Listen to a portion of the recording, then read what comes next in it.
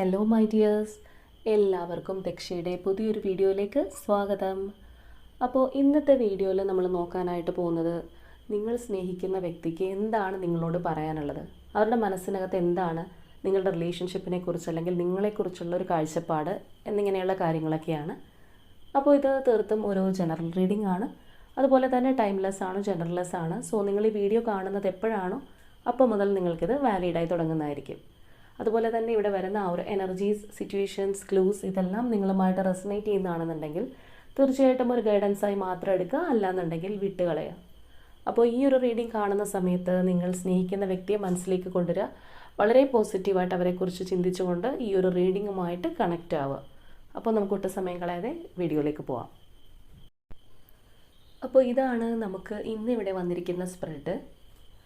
അപ്പോൾ ഈ അടുത്ത് നമ്മൾ ആ ഒരു തേർഡ് പാർട്ടി റീഡിംഗ് നോക്കിയത് കൊണ്ടാണോ എന്നറിയില്ല, ഇപ്പോൾ 2-3 ദിവസമായിട്ട് ഒരു തേർഡ് പാർട്ടി സിറ്റുവേഷനുള്ള ടൈപ്പ് ഓഫ് റിലേഷൻഷിപ്സ് ആണ് നമുക്കിപ്പോൾ കാണാനായിട്ട് സാധിക്കുന്നത്. ഒന്നില്ലാന്നുണ്ടെങ്കിൽ തേർഡ് പാർട്ടീസ് കൂടുതലുള്ള ആൾക്കാരായിരിക്കാം, നിങ്ങളുടെ ആ ഒരു എനർജി അത്തരത്തിലുള്ളതായിരിക്കാം, അല്ലെങ്കിൽ നമ്മുടെ വ്യൂവേഴ്സ് അത്തരത്തിലുള്ളതായിരിക്കാം. അതുകൊണ്ടാണ് ഇത്രയധികം ആ ഒരു തേർഡ് പാർട്ടി സിറ്റുവേഷൻസ് ഉള്ള റിലേഷൻഷിപ്പ് നമുക്ക് സ്പ്രെഡിനകത്ത് കയറി വരുന്നത്. അപ്പോൾ ഇവിടെ നമ്മുടെ ഇന്നത്തെ ഒരു സ്പ്രെഡ് നോക്കുകയാണെന്നുണ്ടെങ്കിൽ ഇവിടെ നിങ്ങളുടെ പേഴ്സൺ എന്ന് പറയുന്നത് കുറച്ച് ഒരു ട്രഡീഷണൽ വാല്യൂസിനൊക്കെ ഒരു ഇമ്പോർട്ടൻസ് കൽപ്പിക്കുന്ന ഒരു വ്യക്തിയായിരിക്കാം. അതായത് പാരമ്പര്യമായിട്ടുള്ള കാര്യങ്ങളിലൊക്കെ വളരെയധികം മുറുകെ പിടിക്കുന്ന, കുറച്ച് ഓർത്തഡോക്സ് ടൈപ്പ് എന്നൊക്കെ നമ്മൾ പറയുന്ന രീതിയിലുള്ള ഒരു പേഴ്സൺ ആവാനുള്ള സാധ്യതയുണ്ട്. അപ്പോൾ ഇനി ഈ ഒരു വ്യക്തി അങ്ങനെ അല്ലെങ്കിൽ കൂടിയും അവരുടെ ഒരു ഫാമിലി ബാക്ക്ഗ്രൗണ്ട് അല്ലെങ്കിൽ ഫാമിലിയിലുള്ള മറ്റു വ്യക്തികൾ, ചിലപ്പോൾ പേരൻസ് ആയിരിക്കാം, ഈ ഒരു തരത്തിൽ ഓർത്തഡോക്സ് ആയിട്ടുള്ള കാര്യങ്ങളിൽ സ്റ്റിക്ക് ഓൺ ചെയ്ത് നിൽക്കുന്ന വ്യക്തികളൊക്കെ തന്നെയായിരിക്കാം. അതായത് റിലീജിയസ് ഒക്കെ ആയിട്ടുള്ള അല്ലെങ്കിൽ ജാതി മതം എന്നൊക്കെയുള്ള ഒരു ചിന്തയൊക്കെ മുറുകെ പിടിച്ച് നടക്കുന്ന വ്യക്തികളാവാനുള്ള ഒരു സാധ്യതയുണ്ട്. അതുപോലെ തന്നെ ഇവിടെ നിങ്ങളുടെ പേഴ്സൺ ആണെന്നുണ്ടെങ്കിൽ കൂടുതലും ഒരു ഫാമിലി ടൈപ്പ് ആയിട്ടുള്ളൊരു വ്യക്തിയായിരിക്കാം. അതായത് ഫാമിലിക്ക് ഒരുപാട് ഇമ്പോർട്ടൻസ് കൊടുക്കുന്ന ഒരു പേഴ്സൺ ആയിരിക്കാം. ചിലപ്പോൾ ആ ഒരു ഫാമിലിക്ക് കൊടുക്കുന്ന ആ ഒരു റെസ്പെക്റ്റോ പ്ലേസോ കഴിഞ്ഞിട്ടേ മറ്റാർക്കെങ്കിലും അവരുടെ ലൈഫിനകത്ത് ഒരു സ്ഥാനം ഉണ്ടാവുള്ളൂ. അതുപോലെ തന്നെ ഭൂരിഭാഗം വ്യക്തികളുടെയും ഒരു ലോങ് ഡിസ്റ്റൻസ് റിലേഷൻഷിപ്പ് ആവാനുള്ള ഒരു സാധ്യതയുണ്ട്. ഈവൻ ഇപ്പോൾ നിങ്ങളുടെ ഒരു ഹസ്ബൻഡ് അല്ലെങ്കിൽ വൈഫൊക്കെ ആണെന്നുണ്ടെങ്കിൽ പോലും ഒരു ലോങ് ഡിസ്റ്റൻസ് റിലേഷൻഷിപ്പ് അല്ലെങ്കിൽ വിദേശത്ത് ജോലിയെടുക്കുന്ന പാർട്ട്ണറൊക്കെ ആവാനുള്ള എല്ലാ ചാൻസസും ഉണ്ട്. അപ്പോൾ ഈ ഒരു സ്പ്രെഡ് പ്രകാരം പറയുകയാണെന്നുണ്ടെങ്കിൽ ഒരു DF-DM ടൈപ്പ് ഓഫ് എനർജീസാണ് നമുക്ക് കൂടുതലായിട്ട് കാണാൻ സാധിക്കുന്നത്. അതായത് ഒരു divine feminine, divine masculine type of എനർജീസാണ് നമുക്കിവിടെ വളരെ പ്രോമിനൻ്റ് ആയിട്ട് തന്നെ നിൽക്കുന്നത്. കൂടുതലും മെച്യൂറായിട്ടുള്ള വ്യക്തികളായിരിക്കാം നിങ്ങൾ. അതുപോലെ തന്നെ ചിലപ്പോൾ നിങ്ങളുടെ കുട്ടികൾ ഒക്കെ ഇൻവോൾവ് ആയിട്ടുള്ള വ്യക്തികളായിരിക്കാം. ചിലപ്പോൾ 2 പേരും സിംഗിളായിട്ടുള്ള ആൾക്കാരാണെന്നുണ്ടെങ്കിൽ കൂടിയും ചിലപ്പോൾ ഇതിന് മുൻപ് ഡിവോഴ്സോ അല്ലെങ്കിൽ ഒരു വിഡോ ടൈപ്പോ അങ്ങനെയൊക്കെ ഉണ്ടാവാനുള്ള സാധ്യതകളുണ്ട്. അപ്പോൾ ഇവിടെ വന്നിരിക്കുന്ന ആ 2 ഡെക്സിലും നമ്മൾ കോമൺ ആയിട്ട് നോക്കിക്കഴിഞ്ഞാൽ ആ ഒരു 9 ഓഫ് സോർഡ്സിൻ്റെ എനർജി കാണാനായിട്ട് സാധിക്കും. അതായത് ആളത്രയധികം ഒരു പെയിൻ ഉള്ളിൽ കൊണ്ട് നടക്കുന്നുണ്ട്, അല്ലെങ്കിൽ ആരും അറിയാതെ ഒരു ഇന്നർ സ്ട്രഗിളും കൊണ്ട് നടക്കുന്ന ഒരു വ്യക്തി തന്നെയാണ് നിങ്ങളുടെ പേഴ്സൺ എന്നുള്ളതാണ്. അതുപോലെ തന്നെ ആൾക്കാരോടും ആളുടെ ഒരു പെയിൻ ഷെയർ ചെയ്യാനായിട്ട് കഴിയുന്നുണ്ടാവില്ല. ആളുടെ ചുറ്റും ഇതൊന്ന് പറയാനായിട്ട് അല്ലെങ്കിൽ ഇതൊക്കെ ഒന്ന് പറഞ്ഞ് എനർജി റിലീസ് ചെയ്യാൻ പോലും ആരുമില്ലാത്തൊരവസ്ഥയായിരിക്കും. കാരണം ആൾക്ക് ഇതെന്തെങ്കിലും നമുക്കിവിടുത്തെ ഒരു സ്പ്രെഡിൽ നിന്ന് മനസ്സിലാവുന്നത് നിങ്ങളുടെ ആ ഒരു റിലേഷൻഷിപ്പിൻ്റെ ഒരു പെയിനോ അല്ലെങ്കിൽ നിങ്ങളെ പിരിഞ്ഞു നിൽക്കുന്നതിലുള്ളൊരു പെയിനോ അങ്ങനെയുള്ള എന്തെങ്കിലും കാര്യം മറ്റൊരാളോട് പോലും പറയാൻ പറ്റാത്ത തരത്തിലുള്ള ഒരു സിറ്റുവേഷനിലാണ് ആളിപ്പോൾ ജീവിച്ചു പോരുന്നത്. അപ്പോൾ നമുക്കിവിടെ നിന്ന് മനസ്സിലാവുന്നത് ഈ വ്യക്തി നിങ്ങളിലേക്ക് വരുന്നതിന് തടസ്സമായിട്ട് മറ്റാരോ നിൽക്കുന്നു എന്നുള്ളതാണ്. നിങ്ങളിലേക്ക് ഈ ഒരു പേഴ്സൺ എത്താതിരിക്കാൻ അല്ലെങ്കിൽ നിങ്ങളുടെ ആ ഒരു റിലേഷൻഷിപ്പ് കണ്ടിന്യൂ ചെയ്യാനായിട്ട് മനഃപൂർവ്വം മറ്റൊരു വ്യക്തി ഇതിൻ്റെ ഒരു സെൻറ്ററിലുണ്ട്. ഇതിൻ്റെ ഒരു മിഡിലിനകത്ത് മറ്റൊരു വ്യക്തി ഉള്ളത് കൊണ്ട് തന്നെയാണ് ഈ ഒരു പേഴ്സൺ ഒരുപാട് പെയിനും കാര്യങ്ങളൊക്കെ ഉണ്ടായിട്ട് പോലും മറ്റാരോടും ഷെയർ ചെയ്യാൻ പറ്റാത്ത തരത്തിലുള്ള ഒരു എനർജിയിലൂടെ ഇപ്പോൾ പോയിക്കൊണ്ടിരിക്കുന്നത്. അപ്പോൾ ഈ ഒരു പേഴ്സണെ സംബന്ധിച്ച് പറയുകയാണെന്നുണ്ടെങ്കിൽ അവരുടെ മനസ്സിനകത്ത് അവർ കൊണ്ടു നടക്കുന്ന ബുദ്ധിമുട്ടുകളോ പെയിനോ ഒന്നും ആരോടും പറയാൻ സാധിക്കാതെ എല്ലാം ഒറ്റയ്ക്ക് പേറിക്കൊണ്ട് നടക്കുന്ന ഒരു എനർജിയാണ്. അത് മാത്രമല്ല, ഇങ്ങനെയുള്ള കാര്യങ്ങൾ പുറത്ത് പറഞ്ഞു കഴിഞ്ഞാൽ കൂടുതൽ കോംപ്ലിക്കേഷനിലേക്ക് പോകുന്ന ഒരു സിറ്റുവേഷനും കൂടി ആൾ ഫേസ് ചെയ്യുന്നുണ്ട്. അപ്പോൾ അതുകൊണ്ട് തന്നെ ഇവരുടെ ഒരു പ്രധാന ഭാവം അല്ലെങ്കിൽ ഇവരുടെ ഒരു പ്രധാനപ്പെട്ട ഒരു ഫീലിംഗ് എന്ന് പറയുന്നത് കൂടുതലായിട്ടും മാനസിക സംഘർഷവും വിഷമവും ഒക്കെ തന്നെയാണ്.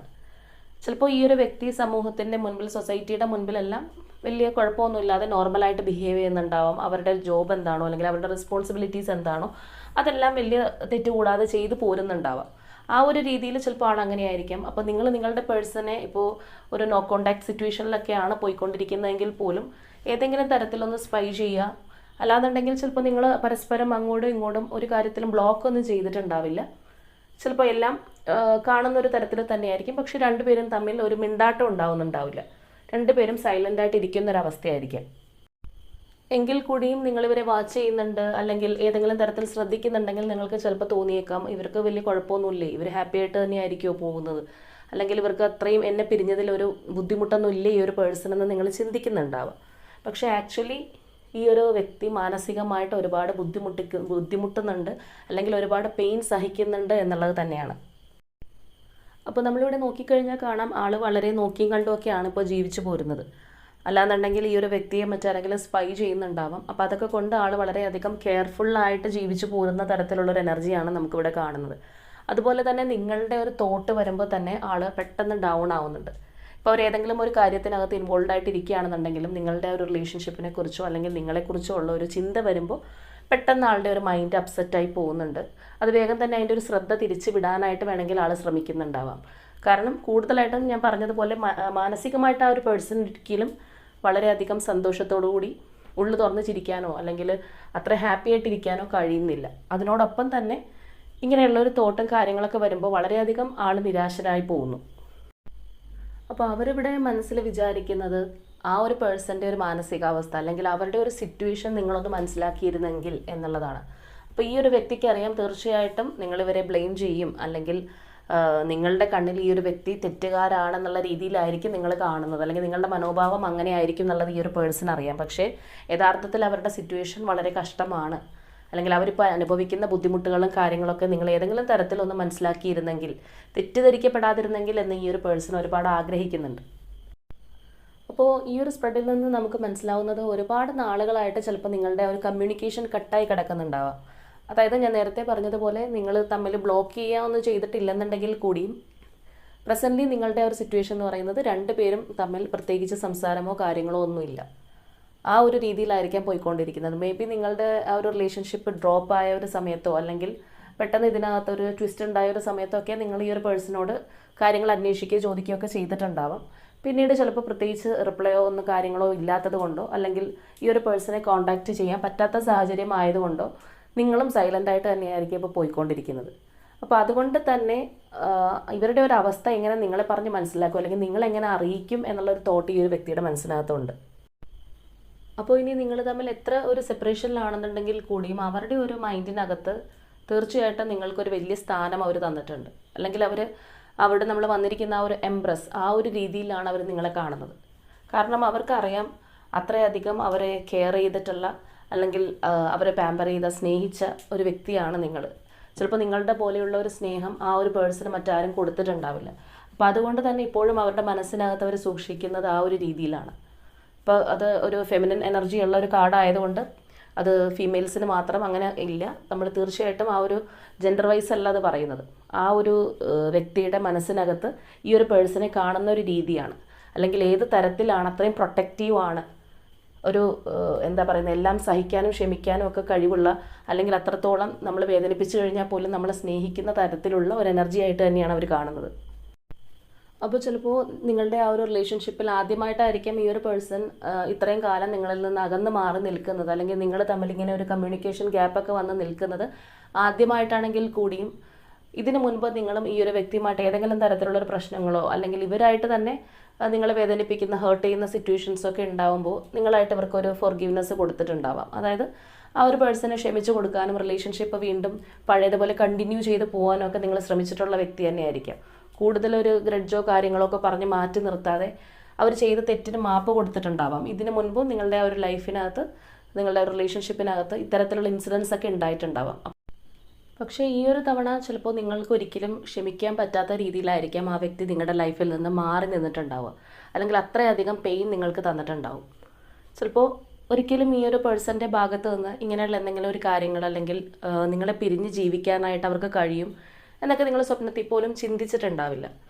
അപ്പോൾ അതുകൊണ്ട് തന്നെ നിങ്ങളിതെല്ലാം പുറത്തു കൊടുക്കുമോ, ഈ ഒരു പേഴ്സൺ ഇനി വന്നു കഴിഞ്ഞാലും നിങ്ങൾക്ക് അവർക്ക് ക്ഷമിച്ചു കൊടുക്കാൻ സാധിക്കുമോ? അപ്പോൾ ഇങ്ങനെയൊക്കെയുള്ള ഒരുപാട് ടെൻഷൻസ്, അല്ലെങ്കിൽ ആ ഒരു രീതിയിലൊക്കെ ആ ഒരു വ്യക്തി പോസിറ്റീവായിട്ടും അറ്റ് എ ടൈം നെഗറ്റീവായിട്ടും ചിന്തിക്കുന്നുണ്ട് എന്നുള്ളതാണ്.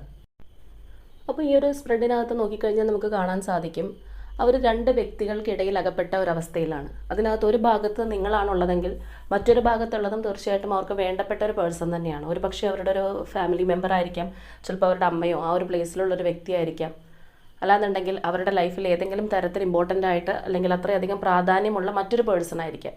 അപ്പോൾ എങ്ങനെയാണെന്നുണ്ടെങ്കിലും ഈ ഒരു സിറ്റുവേഷൻ്റെ നടുക്കാണ് അവരുള്ളത്. അപ്പോൾ അതുകൊണ്ട് തന്നെ ഈ ഒരു സിറ്റുവേഷൻ അവരുടെ ലൈഫിൽ വന്നതുകൊണ്ട് തന്നെയാണ് നിങ്ങളുടെ ആ ഒരു റിലേഷൻഷിപ്പിനും ഒരു സെപ്പറേഷൻ ഉണ്ടായത്. അപ്പോൾ കറൻ്റ്ലി ഈ ഒരു പേഴ്സൺ നിങ്ങളിൽ നിന്ന് അകന്ന് മാറിയാണ് ജീവിക്കുന്നത്, അല്ലെങ്കിൽ നിങ്ങൾ തമ്മിൽ ഒരു കോണ്ടാക്റ്റ് ഇല്ല, പരസ്പരം കട്ട് ഓഫ് ചെയ്തൊരു രീതിയിലാണെന്നുണ്ടെങ്കിൽ കൂടിയും നിങ്ങളുടെ ഒരു പ്ലേസിലേക്ക് മറ്റൊരാളെ കൊണ്ടുവരാനായിട്ട് അവർക്ക് സാധിച്ചിട്ടില്ല എന്നുള്ളതാണ്. അല്ലെങ്കിൽ നിങ്ങൾ തമ്മിലുള്ള റിലേഷൻഷിപ്പ് എങ്ങനെയായിരുന്നോ, അല്ലെങ്കിൽ നിങ്ങളുടെ ആ ഒരു ഇൻറ്റിമസി എങ്ങനെയായിരുന്നോ, അതിന് പകരമായിട്ട് മറ്റൊരാളെ അവരുടെ ലൈഫിലേക്ക് വെക്കാനായിട്ട് അവർക്ക് കഴിയില്ല. ആ ഒരു പ്ലേസ് നിങ്ങൾക്ക് വേണ്ടി മാത്രമുള്ളതാണ്. അപ്പോൾ അത്രയും അവർ നിങ്ങളോടൊരു താല്പര്യം ആ ഒരു വ്യക്തിക്കുണ്ട്. അതുപോലെ തന്നെ ഞാൻ ആദ്യം പറഞ്ഞതുപോലെ തന്നെ നിങ്ങളെ പിരിഞ്ഞു നിൽക്കുന്നതിൽ അത്രയധികം ഒരു പെയിൻ അവർ അനുഭവിക്കുന്നുണ്ടെന്നുള്ളതാണ്. അവരുടെ ഒരു അവസ്ഥ നിങ്ങൾ മനസ്സിലാക്കിയിരുന്നെങ്കിൽ എന്നുള്ളൊരു തോട്ട് നമുക്കിവിടെ കാണാം.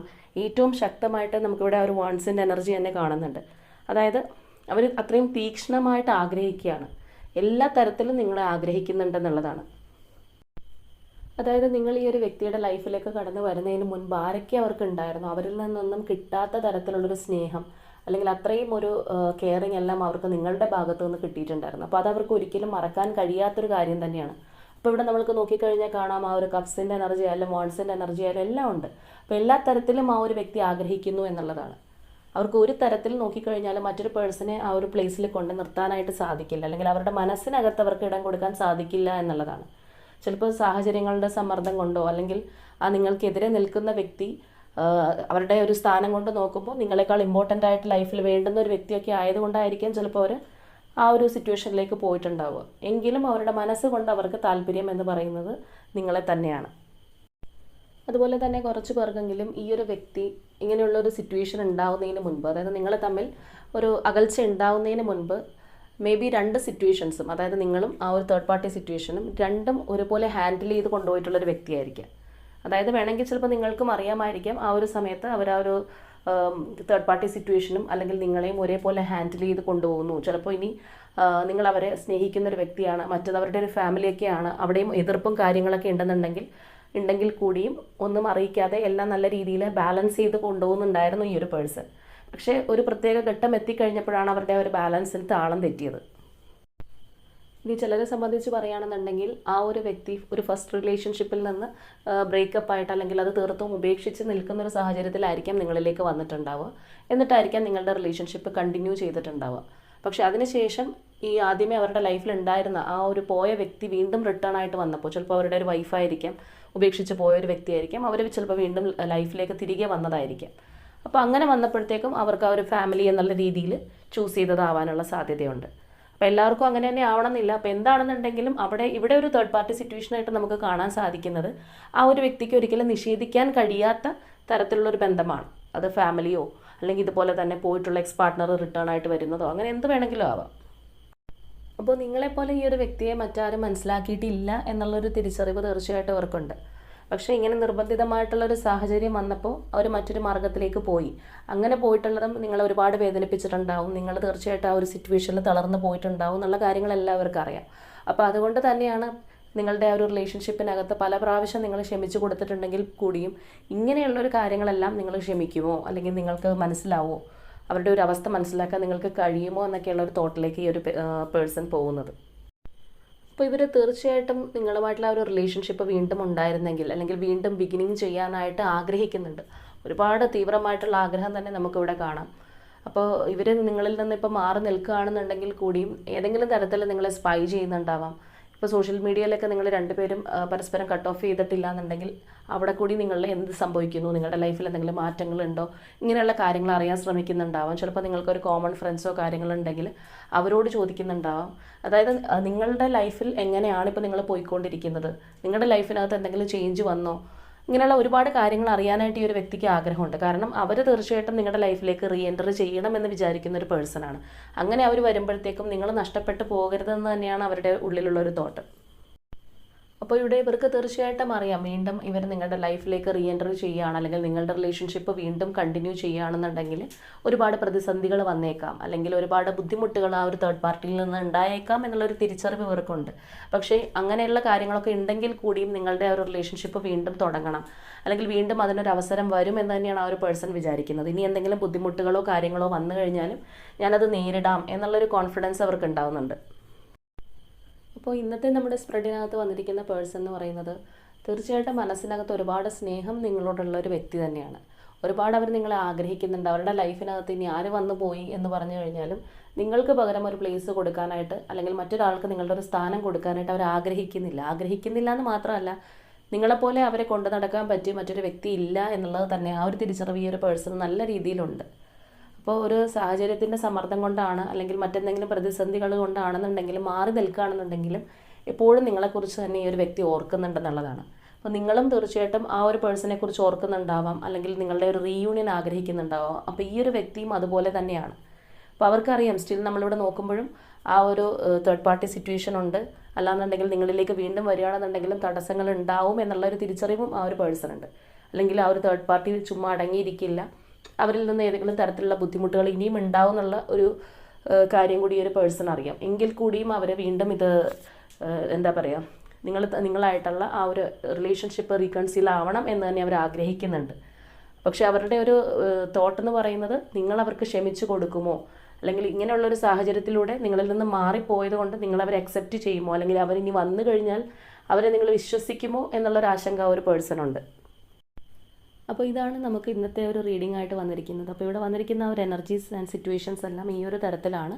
അപ്പോൾ ഇത് കേട്ട് കഴിയുമ്പോൾ ഏകദേശം നിങ്ങളുടെ ഒരു റിലേഷൻഷിപ്പിനകത്ത് ഇങ്ങനെയുള്ള കാര്യങ്ങളാണോ, തേർഡ് പാർട്ടിയായിട്ട് നിൽക്കുന്നത് ആ ഒരു പേഴ്സൺ വളരെ വേണ്ടപ്പെട്ട മറ്റാരെങ്കിലും ആണോ, ഇങ്ങനെയുള്ള കാര്യങ്ങളിലൂടെയൊക്കെ കുറേ കാര്യങ്ങൾ നിങ്ങൾക്ക് ഐഡൻറ്റിഫൈ ചെയ്യാം. എങ്കിൽ കൂടി നമുക്ക് കുറച്ച് ക്ലൂസ് കൂടി എടുത്ത് നോക്കാം.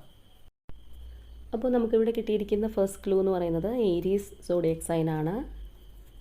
Letter L. Pisces zodiac sign. Pathanamthitta June month. Aquarius zodiac sign. Letter J. Trivandrum പൂരം നക്ഷത്രം. Number 4. Number 18. February month. Letter Y. Number 26. Letter H. Letter S. Number 13 ആണ് കേട്ടോ. നമ്പർ 2. Letter V. നമ്പർ 21. ചതയം നക്ഷത്രം. Letter S. മലപ്പുറം. രോഹിണി നക്ഷത്രം. Letter N. Letter B. Gemini zodiac sign. Letter F and number 28. അപ്പോൾ ഇതൊക്കെയാണ് നമുക്കിന്നിവിടെ ക്ലൂസ് ആയിട്ട് വന്നിരിക്കുന്നത്. അപ്പോൾ ഇവിടെ വന്നിരിക്കുന്ന ആ ഒരു എനർജീസ്, സിറ്റുവേഷൻസ്, ക്ലൂസ് ഇതെല്ലാം നിങ്ങളായിട്ട് റെസനേറ്റ് ചെയ്യുന്നതാണെന്നുണ്ടെങ്കിൽ തീർച്ചയായിട്ടും കമൻറ്റ് ചെയ്യുക. നിങ്ങളുടെ പേഴ്സൺ എത്ര ദൂരത്താണെന്നുണ്ടെങ്കിലും അവരുടെ മനസ്സിനകത്ത് നിങ്ങൾ തന്നെയാണ്, അല്ലെങ്കിൽ ആ ഒരു വ്യക്തി നിങ്ങളെ ഒരുപാട് സ്നേഹിക്കുന്നുണ്ട്, മിസ് ചെയ്യുന്നുണ്ടെന്നൊക്കെയുള്ള കാര്യങ്ങളാണ് ഇന്നത്തെ ഒരു സ്പ്രെഡിലൂടെ നമുക്ക് മനസ്സിലാക്കാനായിട്ട് കഴിഞ്ഞത്. അപ്പോൾ ഇന്നത്തെ നമ്മുടെ റീഡിംഗ് ഇത്രയേ ഉള്ളൂ. നാളെ മറ്റൊരു റീഡിങ്ങുമായിട്ട് നമുക്ക് വീണ്ടും കാണാം.